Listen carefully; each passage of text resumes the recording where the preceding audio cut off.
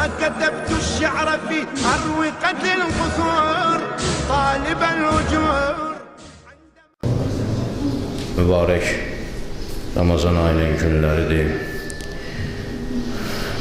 Qədr gecələrindən çıxmış qəlb həlim qəlb olar. Allah dərgahında dualarımızın, ibadət və itaətimizin dərəcəyə qəbulu yetişməsinə xatir səlavat zikr edirik.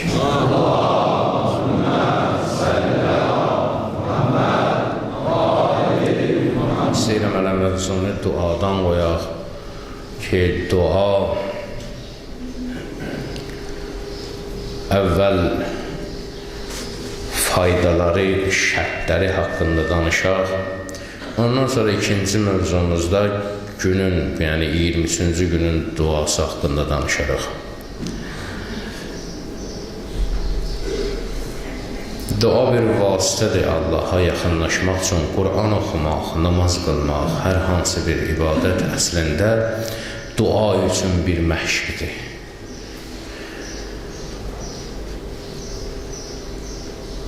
Və ələl-xüsus da Ramazan ayının, mübarək Ramazan ayının gecələrində, Qədir gecələrində olunan dua elə bil ki, bu yolda buna kimya deyərlər. Yəni, bu prosesdə indikator rolunu oynayır. Elə bilginən ki, işi tezləşdirir, elə bilginən ki, farsaj verir Allaha gedən yolda. Və bu farsaj bizim başa düşdüyümüz bu altı motorların farsajından deyil. Bu farsaj elə farsajdır ki, birbaşa 100 il səni qabağa salır. Bu qüdrətdə, bu böyüklükdə olan farsajdır. Bu gecələrin dualarından gedir söhbət. Bu gündüzlərin duaları, yəni mübarək Ramazan ayında olunan dualardan gedir. Bu anı, bu saati gərək insan folta verməsin, əsas silahlansın dualarına. Çünki duaların faydalarından biri odur ki, insanı qəflətdən çıxartır. Amma o dua ki, onu mütəmadi eləyəsən, namazı qılan kimi qaçıb getməyəsən, müəyyən özünün məxsusi vaxtların ola ki, durasan, dua eləyəsən, duadan əvvəl bir dəstəmaz alasan, şərtləri var da, ənəvi şərtləri heç. Dəstəmaz alasan, üzü qibliyə deyanasan, ətirlənəsən, özün üçün müəyyən bir vaxtlar ayırırsan ki, dünya dağılan nə olur olsun, mən o günlərdə dua eləyəcəyəm. Arxain olginən ki, o iş səni qəflətdən ayıracaq. Yəni, sən qəflətə düşməyəcəksən. Qəflət nədir? Qəflət arxayınçılıq. İnsanın hər hansı sahədə uduzmağının birinci səbəbi arxayınçılıqdır. Biz o qəflətə arxayınçılıq demişik. Əslində, arxayınçılıq başqa şeydir. Arxayınçılığa Allah sevir. O qəlbi ki, itminan olur, əmin olur, o ancaq Allahdan gələ arxayın olasan. İnsan ki, öz nəfsindən arxayın oldu, ətrafından arxayın oldu, insan bədbəxt olur. Ona görə insan gərək qəflətdə olmasın, heç kimə qarşı. Hər sahədə uduzmağın səbəbi o arxayınçılıqdır. Qəflət deyəndə, qəflət dini termindir, dini jargonda işlənilir və ona görə cəmaat qəflət deyən kimi, nə bilim, beynində lüğət axtarır. Bax, qəflət nədir? Qəflətən yatmaq, xəbərsizlik. Qəflət odur ki, arxayın olursan, yan-yöründəkilərdən arxayın olursan, ətrafındakilərdən arxayın olursan ki, bu mənim işimi eləyəcək, həll eləyəcək. Bu mənim dostumdur, bu mənim qardeşimdir, bu mənim işimi düzəldəcək. Heç kəsin işini düzəltmir. Heç kəsə arxayın olmayınən öz əməlindən başqa. Hələ mən yaxından danışıram, düşmənə ki, heç arxayın olmaq olmaz. Və bir dənə də yeganə düşmən var ki, başqaları üçün deyir ki, o sənə cummasa, sən ona cumma. Bilirsiniz də, bugünün o şəhidi Əli əleyhissalamdır, o dünyanın ən bədbəxti İbn Mülcəmdir. Əli əleyhissalam İbn Mülcəmi göstərdi, dedi, baba, məni bu vurub öldürəcək. Dedilər ki, bu biz vuraq öldürək, dedir, o mənim qatilim olmamışdan mən onun qatili olum. Amma bir məsələ var, şeytan haqqında Allah belə demir. Şeytan üçün deyir ki, İnnəhu ləkum əduvvun mubin, o sizin açıq aşkar düşməninizdir. Sən özün onu ilə daim müharibədə olmalısan. Daim. Elə bilginən ki, bir adamla müharibəyə girmirsən, əlində qılınc. Girmirsən, ya o sən öldürməlidir, ya sən onu. Buna deyərlər əduvvun mubin, açıq aşkar düşmən. Girmirsən, işığı söndürdülər. İndi o səni görürsən, onu görə bilmirsən. Ne bilim, onun aslında videonisi var, neyi var, hər nə haldan səni görür. Sən onu görə bilmirsən. Əgər görə bilmirsənsə, neynəməlisən? Əlindəki qılınclar daim qılıncı hərəkətdə eləməlisən ki, görmürsən, hardan yaxınlaşacaq sənə. Qabaqdan gələcək, sağdan gələcək, soldan gələcək. Sən onu görə bilmirsən, amma o səni görür. Şeytan belədir. Ona görə o qılıncı əldə fırlamaq həmən o zikirdir, həmən o duadır, həmən o istiğfardır. Müharibə elan eləmək ona. O əlində olan qılınc həmən sənin duan zikrindir. Və bu şəkillə ki, Allaha sığınaraq bunu eləyirsən və ona qəzəb göstərərək bunu eləyirsən. Bu duada bu hal şərtdir. Əgər şərtdirsə, onda duanın fəzilətlərindən biri odur ki, o səni qəflətdən çıxardacaq, o səni arxain eləməyəcək. Hətta dünyavi işlərdə də uduzmağın səbəbi, müharibələrdə belə uduzmağın səbəbi nədir? Həmən o qəflətdir, həmən o arxainçılıqdır. Onun əksi nədir? Arxainçılığın, qəflətin əksi ona deyərlər müraqibət. Müraqibət, yəni rəqib sözündəndir. Rəqib mələyin adıdır. Rəqib o mələkdir ki, sənin sağ çiynində oturub xeyir əməlləri yazır. Yaxşı əməllər yazır. Bu işə müraqibət deyərlər. Yəni, sən rəqabət aparırsan. Kiminlə? Nəfsinlə. Nəfsinlə rəqabət aparırsan sən. Yəni, ayıqsan. Bir balaca imkan yaratmırsan ki, qəflət səni aparsın, yəni arxain olasan. Arxain olan kimi övbü yıxacaqlar. O qədərə düşman var ki, dost zillinlə. Hələ bir balaca üzvü oyuna çövürdün, bir də gördün ki, yoxsan. Ona müraqibət deyirlər ki, rəqib olasan, rəqabət aparasan. Duanın fəzilətlərindən, sənə verən faydalarından biri nədir? Səni qəflətdən çıxartır. İkincisi odur ki, sənin imanını gücləndirər. Niyə? Çünki duanı sən mütəmadi eləyirsən. Sən təsəvvür elə, mütəmadi olaraq Allah sənin mühatəbindir. Allahla danışırsan, daimi. Mütəmadi olaraq, davamiyyətli olaraq. Və artıq sən bu işdə iman məsələsində sən mütəxəssis olursan. Niyə? Çünki bu işlə çox məşğul olursan. Adətən mütəxəssis kimə deyərlər?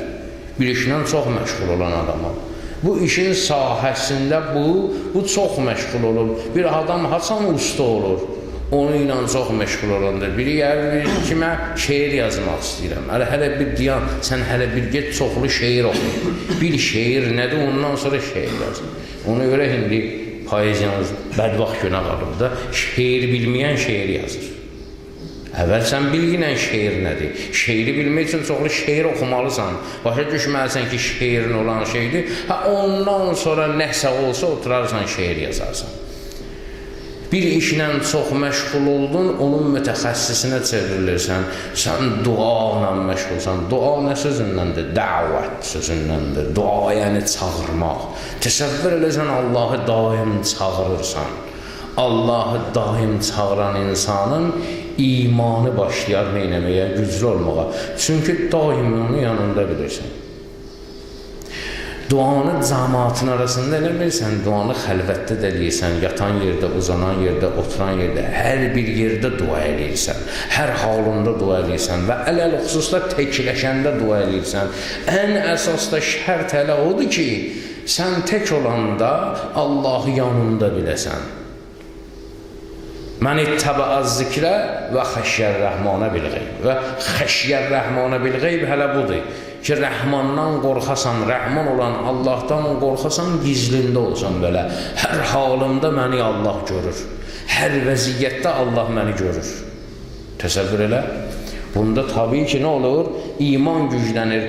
Onu ilə bərabər üçüncü faydalarından biri, üçüncüsündə bəzilərini sayırıq da, onlardan da biri ixlasın güclənməyidir. İxlas səndə güclənir. Niyə? Çünki daim içində sakitçilikdə o qədər Allahla danışırsan, bilirsən sənin bu daxilindədir, içindən keçənləri bilir, içindən keçənləri onunla bölürsən.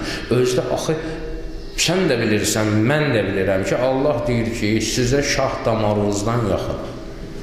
Bəli, şah damarından yaxındır. Əgər şah damarından da mənə yaxındırsa, nə ehtiyac var mən ona deyim? Allah Füzuliyə rəhmət eləsin. Yar hali dilimi zar bilibdü bilirəm. Yar hali dilimi zar bilibdü bilirəm. Dil zarında nə kim var bilibdü bilirəm. Mən nə hal çəkib olam şərhuna hali dilimi. Hamı hali dilimi yar bilibdü bilirəm. Nə ehtiyac var mən ona başlayayım açıqlamağa? Vəziyyətim budur, işim budur, gücüm budur. Onsuz o bilir də. Yarı əğyarı bilibdir ki, mənə yar olmaz. Mən dəxi anı ki, əğyarı bilibdir, bilirəm. Amma Allah fərqlidir. Allah deyir, mən istəyirəm, sən dilivə gətirəsən. Qəlbinlə dilin arasında bir dənə körpü yaradasan. Ki, doğrudan da dilin başqa söz, qəlbin başqa söz deməsən, qəlblə dilin bir olsun. Qəlbində nə var dilvə gətirəsən və mənim qarşımda iczi bəyan eləyəsən, acizliyi bəyan eləyəsən ki, fəqət mənim qabağımda sınson, başqa hər kəsin qabağında qalxacaqsan. Allah rəva bilmir müminin izzətinin tapdalanmağını. Allah haram bilir mümin kiminsə qabağında, kiminsə qarşısında izzətini alçatsın. Haram bilir, cəhənnəmlidir, məlundur o adam izzətini ayaq altına atsın. Ancaq onun yolu bir dənədir ki, deyir, fəqət mənim qabağımda sınginən, mənim qabağımda acizliyi bəyan elə. Dilvə gətir içində nə var, nə problem var. Hətta hədis-i qudsidə Allah-u Müteal Musa aleyhissalama deyir ki, mən istəyirəm ki, sən heyvanın arpa samanını da mənə dua eləyib, məndən istəyəsən. Halbuki əlinin altında deyir, oradan atılacaqsan, oradan verəcəksən, heyvana yiyəcək. Və yaxud, indi hardan salacaq heyvanın arpa samanını nə var ki, verməyə məsəl üçün. Hətta bu kiçik bir məsələni də məndən istəyəsən. Allah bunu istəyir ki, insan dua eləsin. Və belə olan təqdirdə hər iş üçün Allahı ağız açırsan, hər iş üçün Allahın qabağında icvi bəyan eləyirsən, bu səni xalis eləyir və bilirsən ki, nə olur olsun Allah sənin içindədir, səni görür. Allahdan gizlin heç bir şey yoxdur. İxlasın bir dənə yolu var da, bilirsən ki, Allahdan gizlin heç nə yoxdur. Sən nə eləyirsən onu bilir və nə eləyirsən də Allaha xatır eləyirsən. Və salam. Dua insanda ixlası artırır. Dua insanda əxlaqı gözəlləşdirər. Niyə? Çünki duanın şərtlərindən biri fəzilətlə bərabər şərtlərini də sayılır da. Çünki duanın şərtlərindən biridir ki, nifrət etdiyin kəs üçün dua elə. İstəyirsən duan qəbul olsun, nifrət elədin, daha indi Allah düşmanından getmir ha. Adını mömin qoyub, güya mömin olmaq istəyir də, bədbaxt eləyib öz-özünü, təkəbbür yıxıb onu sürüyür dalayacaq. Heç cür ipə səpa yatmır. Onun üçün dua elə. Ən azından əlvasına Allah bunu islah elə, yazıqdır, bədbaxtdır. Heç olmasa bunu deyil. Və bunu dediycən, içində nifrət etdiyin kəslərə dua elədiycən, içində nifrətin üstünə su səhmiş olursan və o kin-küdurəti çıxartmış olursan, insanın qəlbindən də kin-küdurət çıxdı, o qəlb paklaşır. Bu şərtdir. Ki, o şərtlərdən də biri məsəl üçün, hər namazında, gecə namazında, gecə təheccüd deyərlərdə, gecə ibadətlərində 40 dənə möminə neynəmək? Dua eləmək şərtdir. İndi necə başarırsan, adını çəkə bilmirsən, əyviyyə, hələ gün ərzində 40 dəfə desən, hətta hədislərdə gəlib 25 dəfə desən, Allahümmə əxfir lil-mu'mininə vəl-mu'minat vəl-müsliminə vəl-müslimat. Hələ bunu hər dəfəsində deyəndə bir nəfəri nəzərində tut ki, Allahım, onu həm bağışda, həm işlərinə havand elə. Ya adam var ki, mən necə ad çəkməyə filan kəs, hələ 40 dənə tap-batap ad çəkdim, bu biraz qəribə olur. Allahümmə əxfir lil-mu'mininə vəl-mu'minat vəl-müsliminə vəl-müslimat. Bu kəlməni deyə Allahım bağışla ilə mömin kişi və qadınları, müsəlman kişi və qadınları. Bunu deyə hər kəsi qəlbindən keçirtsin, bu sənin üçün bəsimdir. Bu insanın əxlaqını neyniyir? Yaxşılaşdırır. Niyə? İnsanın içərisində olan bəzi xüsusiyyətlər o ağacın kölgəliyində, cəngəlliyin kölgəliyində qırılıb yatan ilana bənzəyir ki, kölgə bunu keydib, heç nə hiss eləmir, yatıb.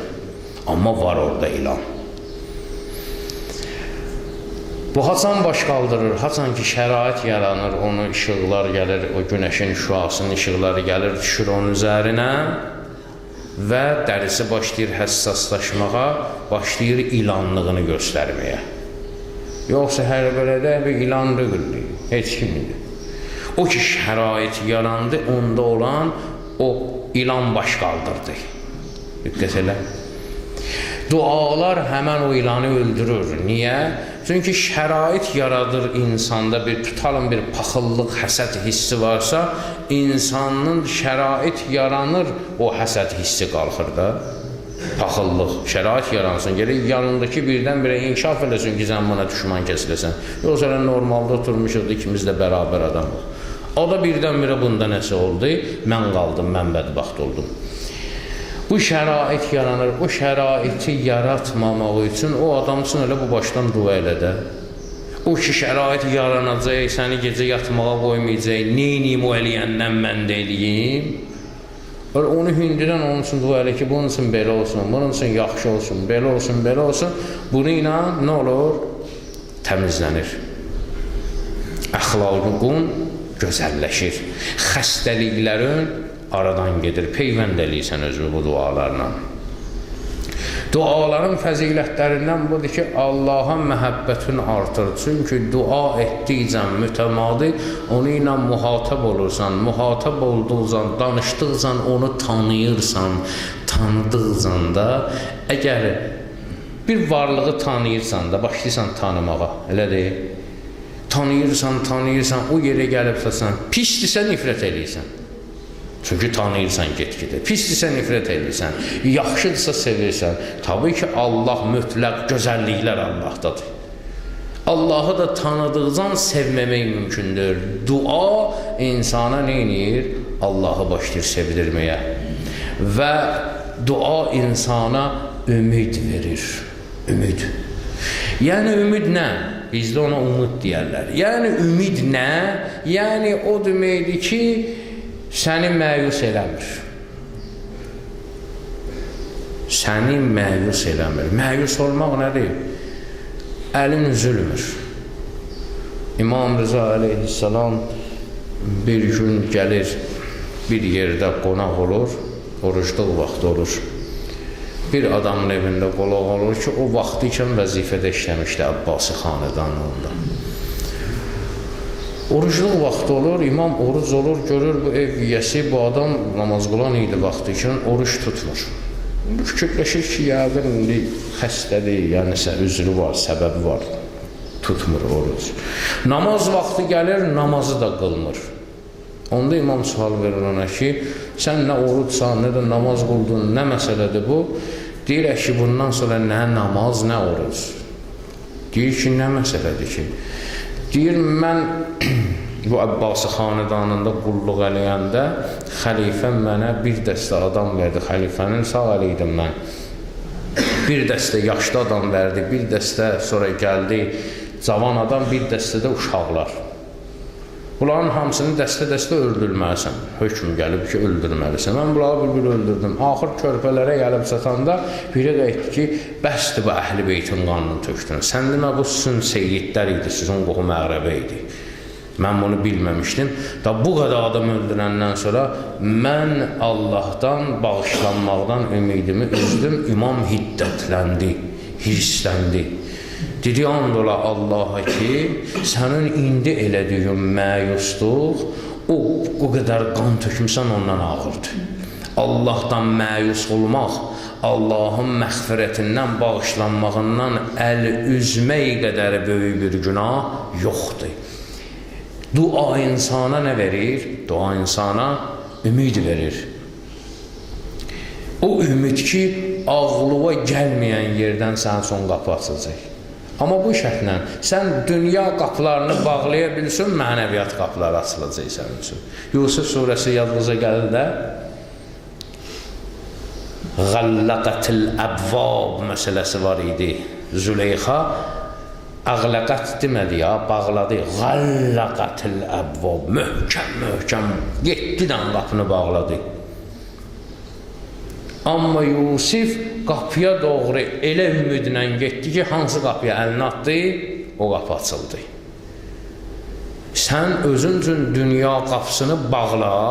Yusuf əleyhissalam özü üçün o harama getməyi elə bağlamışdı ki, hansı qapıya əl atsaydı, o qapı onun üçün açılacaqdı.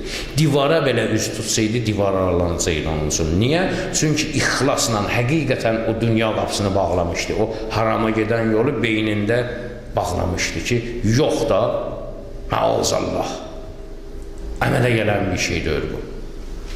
Dua insana neyniyir? O ümidi verir. Dua edən insanın bəsirəti açılar. O qədər olub ki, bir iş üçün dua eləmirsən, getmirsən dua eləməyə, başlamırsan duanın da şərtlərindən bilib də nemətləri sayasan. Mən həm şərtlərindən danışırıq biz, həm də fəzilətlərindən. Duanın şərtlərindən biri odur ki, başlayırsan Allahın verdiyi nemətləri sayarsan. Allah, sən bunu mənə vermirsən. Bunu vermirsən. Sağ ol ki, bunu vermirsən. Sağ ol ki, bunu vermirsən. Ona görə şərtlərdən biridir ki, o qədər olub ki, duaya getmirsən, başlamırsan saymağa, saydıqcan özün özünə qəribə gəlir ki, o da bunlar doğrudan var məndə. Mən nə istəyirəm? Mən nə özlə nəsə istəyirəm? O mənada yox, istəyirsən amma utanırsan, yox, həqiqətən doyursan ki, o ki, bu var məndə, heç xəbərim yox idi, sən demə, bu var məndə və ələl xüsusda bu günahlarım var mənim, kimdir məni bu qədər günahla qəbul eləyən, günahımı bilib qəbul eləyən? Hansı bir varlıq var ki, məndə olan eyiblərin hamısını bilsin, bilə-bilə tezdən mənim özümə qapı açsın ki, gəl. Onun bildiyini başqalarından bir ikisi bilsə, salam verməz sənə, üzün göndərər o yana. Bütün eyiblərimdən, bütün nöqsanlarımdan məni tanıyır, hələ də deyir ki, gəl mən verərəm yenə sənə. Məşhur söhbətdir, çox demişəm, yenə yadınıza salıram. Firon, Ənə Rabbukumul A'la deyirdi, Allahlıq iddiasındadır. Mən sizin uca Rəbbinizəm. Törətdiyi cinayətlərdən hələ biri odur ki, bir gecəyə 70 min oğlan uşağını öldürdü. O cürünə qan içən adam üçün Allah Teala 2 dənə dostunu yollayır, Musa və Harun əleyhissalamı yollayır onun üstünə. Onlara deyir ki, onu ilə yumuşaq danışın. Allah kərimdir, bəlkə gəldi dinlə. O vəziyyətdə belə bəndəsini buraxmır Allah. Bəli, demək, insan dua elədikcə onun bəsirəti açılır, başlayır həqiqətləri görməyə. Məşhur bir söhbətdir, bəlkə də eşitmişsiniz, qoy yenə yadınıza salın. Bir çoban olur, şahın qızını sevir, amma həqiqətən sevir. Bu da şahın qızını çobana verərlər. Heç bunu itbaxandan yaxın buraxmazlar. Bu qoşulur, hamı elçi gedəndə, bu da elçi gedir, bunu ələ salanlar filan, o yan, bu yan, nə ələ salırlar da, neysə vermirlər. Nə ola, vermirsiniz, bu küsür bütün həyatdan filan, çəkilir, tənhalaşır, çəkilir dağlara. Deyir, Allah səndən böyüyü yoxdur ki, mən səndən istəyirəm onu. Başlayır gecə gündüz ibadət eləyib Allahdan o qızı istəmir. Bunun ibadəti, bunun ixlası o yerə gəlir, çatır ki, bu olur övliyalardan biri. Allah Teala verir də buna kəramət verir. Bunun övliya olması nəinki ölkəsində yayılır, ölkədən kənara da gedir, çıxır bunun səsi sorağı. İndi padişahlar neydən də qorxmasalar, belə şeylərdən qorxurlar da ki, birdən başıma bir iş gələr, filan yerdə övliya var. Bu padişah görür ki, başqa ölkələrdən axışıb gəlirlər. Bunun ölkəsində yaşayan bir Allah dostunun ziyarətinə. Bu da maraqlanır, görəsən kimdir, nədir filan. Gəlir, bu da qoşulur onlarla ziyarət eləyəndə məlum olur ki, bu həmən çoban imiş. Və həmən çoban imiş, axırda əlacı kəsilir, həm də bunun üçün fəxrdir ki, mən qızımı teki Allah dostuna verim. Razılaşır. Bunun demək, duası qəbul olur bu çobana. Amma gəlir o vaxt ki, padişah razılaşır, bu deyir, istəmirəm.